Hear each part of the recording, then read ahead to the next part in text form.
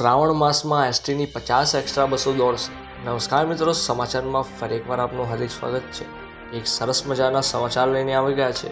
મિત્રો, 25 જુલાઈથી શ્રાવણ માસનો પ્રારંભ થઈ રહ્યો છે, જેમાં ભોળાનાથને રીઝવવા માટે ધાર્મિક સ્થળોએ ભક્તોની ભીડ ઉમટી પડવાની છે।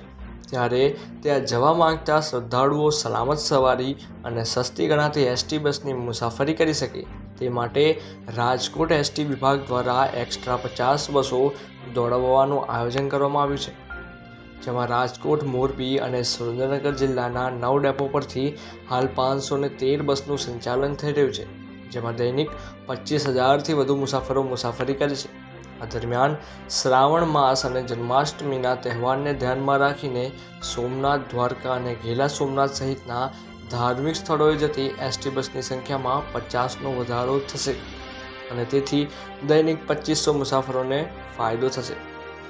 તો મિત્રો, આ હતા એક મહત્ત્વના સમાચાર। આવા નવા સમાચાર મેળવવા માટે આપણી ચેનલ સાથે સતત જોડાયેલા રહેજો। ધન્યવાદ।